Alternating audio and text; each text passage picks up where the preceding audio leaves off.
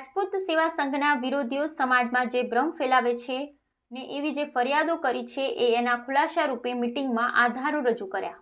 જેમ કે મારા પત્નીના મરણના શોક સભામાં એમના સ્મરણાર્થે રાધનપુરમાં વાડી બનાવવા મેં ટાઇટલ દાન જાહેર કરી। શોક સભામાં આવેલ રઘુભાઈ ઠક્કરની જમીન 2 લાખમાં 1 એકર ખરીદવા નક્કી કર્યું। બધાના મંતવ્ય મુજબ બાકીની 2 એકર પણ સંઘ માટે ખરીદી લેવી ને એની રકમ સમાજમાંથી સ્વેચ્છાએ ઉછીની લેવી। સંસ્થા બની ગયા પછી પાવતી છપાયા બાદ ફંડ કરવો એવું નક્કી કર્યું, પણ ઉછીની રકમ માત્ર 1.25 લાખ જેવા આવ્યા, જેથી બધી કિંમત દાનસિંહજી બાપુએ ચેકથી ભરી દઈ ટાઇટલ દાન 2 લાખને બદલે 5 લાખ કરી દીધા। એ અંગે આભાર માનતો ઠરાવ ફૂલપુરા વેરાઈ માતાના મંદિર સમાજની મીટિંગમાં કરેલ છે। એમાં વિરોધીઓ સહિત બધાની સહીઓ છે, છતાં કેશુભાઈ એવો પ્રચાર કરે છે કે મેં સિદ્ધપુર બળવંતસિંહ પાસે સહકારી સંઘની મીટિંગમાં જઈ જમીન ખરીદવા નક્કી કર્યું। એવો પ્રચાર કરતા કેશુભાના ભાષણનો વિડીયો બતાવ્યો। જિલ્લા સહકારી સંઘની સ્થાપના 2008માં થઈ પછી જ કેશુભા બળવંતસિંહના સંપર્કમાં આવ્યા, જ્યારે જમીન તો 2004માં ખરીદી છે, સમાજમાંથી ફાળો કરી જમીન ખરીદેલી કહે છે, પણ એ વખતે વર્ષ 2005થી 2013 સુધી રાજપૂત સેવા સંઘના વહીવટ કેશુભા પાસે હોય। એમણે ઠરાવ કર્યા, એમાં ક્યાંય જમીન ખરીદવાનો ઠરાવ નથી કે ફાળો કર્યાનો એમના ઓડિટ રિપોર્ટમાં પણ ઉલ્લેખ નથી।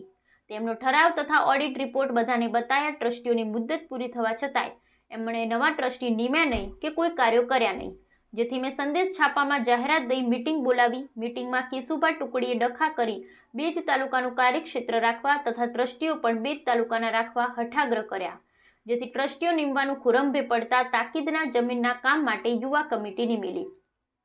કામ પૂરું થતાં યુવા કમિટી રદ કરી, કેમ કે બંધારણ મુજબ યુવા કમિટી અનલીગલ હતી।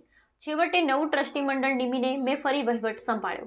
નિયમ મુજબ ટ્રસ્ટીઓની નિમણૂક કરી અને ચેરિટી કમિશનરમાં નોંધ કરાવી। જમીનનું પ્રીમિયમ ભરવા ફાળા માટે મેં પૂજ્ય શ્રી આનંદ મૂર્તિના સાનિધ્યમાં રાધનપુરમાં સંમેલન કર્યું। ગુજરાતભરમાં મેં દાન દીધેલા ત્યાંના અગ્રણીઓને તેડાવ્યા, પણ કેશુભા ટુકડીએ ડખા કરી ફાળાનું કામ ખોરંભે પડાયું। હઠાગ્રહ કર્યા કે જમીન તમે દેશો એવી નોટરી કરી દો તો જ અમે ફાળો કરવા દેશું। જમીન દેવાની છે માટે નોટરી કરી દેવા મેં હા કહી।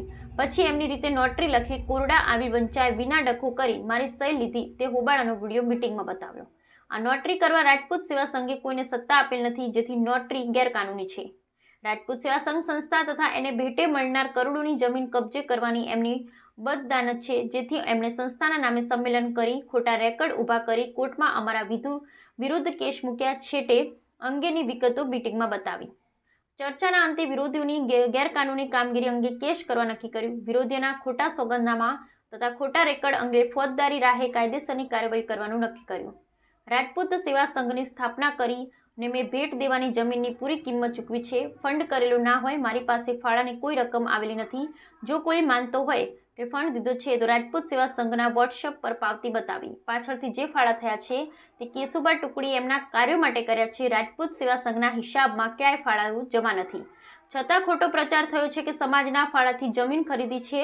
જમીન ખરીદીમાં સમાજની કોઈ ભૂમિકા નથી। રાજપૂત સેવા સંઘની કામગીરી ટ્રસ્ટીઓ દ્વારા થઈ રહી છે, પરંતુ ડખા કરીને કામ કરવા દીધું નથી, જેથી 20 વર્ષથી કામ રખડે